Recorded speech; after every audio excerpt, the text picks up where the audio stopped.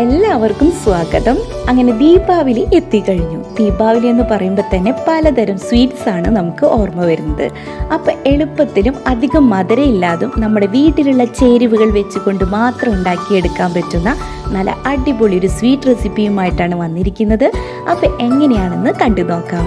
Sweet ഉണ്ടാക്കുന്നതിന് വേണ്ടി ഞാനിവിടെ 1 കപ്പ് പച്ചരിയാണ് എടുത്തിട്ടുള്ളത്. ഏതിനം പച്ചരി വേണമെങ്കിലും ഉപയോഗിക്കാം. നിങ്ങൾക്ക് റേഷൻ കടയിൽ നിന്ന് കിട്ടുന്ന അരി ഉപയോഗിക്കാം, ഇല്ലെങ്കിൽ ജീരകശാല പോലെയുള്ള ബിരിയാണി റൈസും വെച്ചും ഇത് ഉണ്ടാക്കിയെടുക്കാം. 2-3 പ്രാവശ്യം ഞാൻ അരി നന്നായിട്ട് കഴുകിയെടുത്ത് വന്നിട്ടുണ്ട്. ഇനി ഈ അരിയെ നമുക്കൊന്ന് റോസ്റ്റ് ചെയ്തെടുക്കണം. അതിനുവേണ്ടി ഞാനൊരു പാനിലേക്ക് ഈ അരിയെ ഇട്ട് കൊടുക്കുകയാണ്. റോസ്റ്റ് ചെയ്യുമ്പോൾ ഒരുപാട് ടൈം ഇട്ട് ഒന്നും റോസ്റ്റ് ചെയ്യേണ്ട ആവശ്യമില്ല. ഒരു 5 മിനിറ്റ് മതി. അരിയിലെ ഈർപ്പൊക്കെ ഒന്ന് മാറി അരി നന്നായിട്ട് ചൂടായി നല്ലൊരു മണം വരുന്നത് വരെയാണ് റോസ്റ്റ് ചെയ്തെടുക്കേണ്ടത്. ഇപ്പോൾ നമ്മുടെ അരി റോസ്റ്റായി വന്നിട്ടുണ്ട്. ഇനി അടുപ്പിൽ നിന്ന് നമുക്ക് മാറ്റി ഇത് തണുക്കാൻ വേണ്ടി ഒരു പാത്രത്തിലേക്ക് ഇട്ട് കൊടുക്കാവുന്നതാണ്.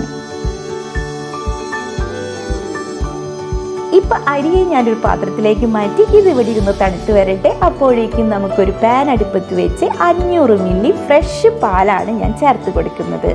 ഞാനിവിടെ 2 കപ്പ് പാലാണ് ചേർത്ത് കൊടുക്കുന്നത്. ഈ പാലിലേക്ക് ഞാൻ 1/4 കപ്പ് മിൽക്ക് പൗഡറും കൂടി ചേർത്ത് കൊടുക്കുന്നുണ്ട്. കൂടെ ഞാനൊരു 1/2 കപ്പോളം പഞ്ചസാരയാണ് ചേർത്ത് കൊടുക്കുന്നത്. ഞാനിത് ഓവർ മധുരമായിട്ടല്ല ഉണ്ടാക്കുന്നത്, അതുകൊണ്ടാണ് 1/2 കപ്പ് ചേർത്ത്. നല്ല മധുരം വേണമെങ്കിൽ 1 കപ്പിന് മുകളിൽ ചേർക്കാവുന്നതാണ്. എല്ലാം ഇട്ട് നന്നായി ഇളക്കിയെടുക്കുക. നല്ലൊരു തിള വന്നു കഴിഞ്ഞാൽ ഇതൊന്ന് ലോ ഫ്ലെയിമിൽ 5 മിനിറ്റ് നന്നായിട്ട് വറ്റിച്ചെടുക്കണം. ഈ ഒരു ടൈം തന്നെ നമ്മുടെ അരിയൊക്കെ ചൂടാറിയിട്ടുണ്ട്. ഈ അരിയെ ഞാൻ മിക്സിയുടെ ജാറിലേക്ക് ഇട്ട് നല്ല ഫൈൻ പൗഡറായിട്ട് പൊടിച്ചെടുക്കുകയാണ്. ഇപ്പം അരി നന്നായിട്ട് പൊടിച്ചെടുത്തിട്ടുണ്ട്. നല്ല തരിയോട് കൂടിയാണ് പൊടിച്ചെടുക്കുന്നുണ്ടെങ്കിൽ നിങ്ങൾക്കൊരു സ്ട്രെയിനർ വെച്ചിട്ട് അരിച്ചെടുക്കാവുന്നതാണ്. ഇതിനെ നമുക്ക് മാറ്റിവെക്കാം. ഇപ്പോൾ നമ്മുടെ പാലൊക്കെ നന്നായിട്ട് ഒന്ന് കുറുകി വന്നിട്ടുണ്ട്. ഈ ഒരു സ്റ്റേജിൽ ഞാൻ 1 ടേബിൾ സ്പൂൺ നെയ്യാണ് ചേർത്ത് കൊടുക്കുന്നത്. കൂടെ ഞാൻ 1/2 കപ്പ് ഡെസിക്കേറ്റഡ് കോക്കനട്ട് ചേർത്ത് കൊടുക്കുന്നുണ്ട്. ഇത് നിങ്ങളുടെ കൈവശമില്ലെങ്കിൽ ഫ്രഷ് ആയിട്ട് ചിരകിയ തേങ്ങ ചേർത്ത് കൊടുത്താൽ മതി. പിന്നെ ഫ്ലേവറിന് വേണ്ടി 1/2 ടീസ്പൂൺ ഏലക്കപ്പൊടിയും കൂടി ചേർത്ത് കൊടുത്ത് നല്ലതുപോലെ ഒന്ന് ഇളക്കി ഒന്നും കൂടി ഒരു തിള വരുന്നത് വരെ നമുക്കിത് വേവിച്ചെടുക്കാം. ഇപ്പം നല്ലൊരു തിള വന്നിട്ടുണ്ട്.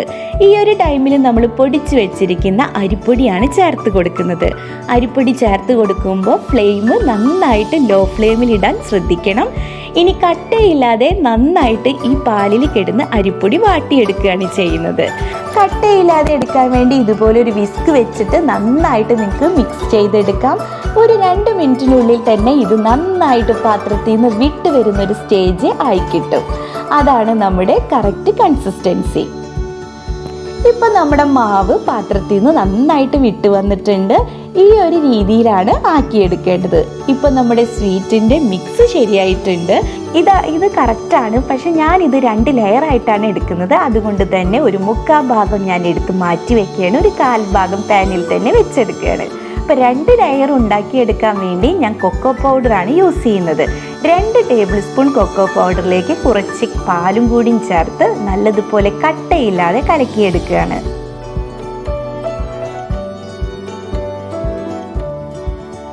2 ലെയർ ആക്കണമെന്ന് ഒരു നിർബന്ധമൊന്നുമില്ല. ഞാനൊരു ഭംഗിക്കും ഒരു വെറൈറ്റി ടേസ്റ്റിനും വേണ്ടി ചെയ്തെടുക്കുന്നതാണ്. അപ്പോൾ കൊക്കോ പൗഡർ ഞാൻ കട്ടയില്ലാതെ കലക്കിയെടുത്തു. ഇത് നമുക്ക് റൈസ് മിക്സിലോട്ട് ചേർത്ത് കൊടുക്കാം.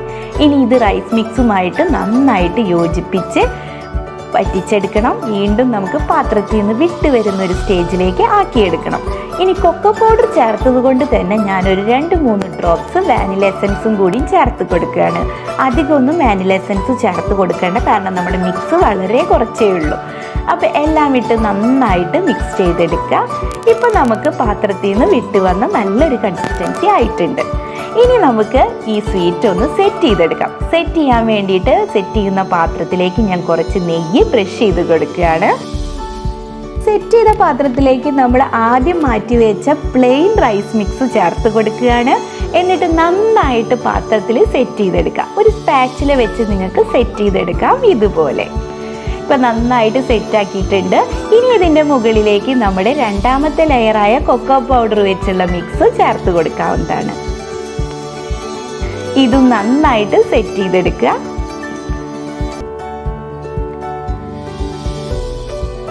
ഇപ്പം ഞാൻ നന്നായിട്ട് സെറ്റ് ചെയ്തെടുത്തിട്ടുണ്ട്. ഇപ്പം നമ്മുടെ സ്വീറ്റ്സ് റെഡി ആയിട്ടുണ്ട്. പക്ഷെ ഞാൻ ഇതിൻ്റെ മുകളിലേക്ക് ഒരു ഭംഗിക്കും ടേസ്റ്റിനും വേണ്ടി കുറച്ച് ഡ്രൈ ഫ്രൂട്ട്സ് ചേർത്ത് കൊടുക്കുന്നുണ്ട്. നിങ്ങളുടെ കയ്യിലുള്ള ഏത് തരം ഡ്രൈ ഫ്രൂട്ട്സും ചേർത്ത് കൊടുക്കാവുന്നതാണ്. ഞാനിവിടെ ബദാം, പിസ്ത, കുറച്ച് ടൂട്ടി ഫ്രൂട്ടി ഒക്കെ ഇട്ട് കൊടുക്കുന്നുണ്ട്.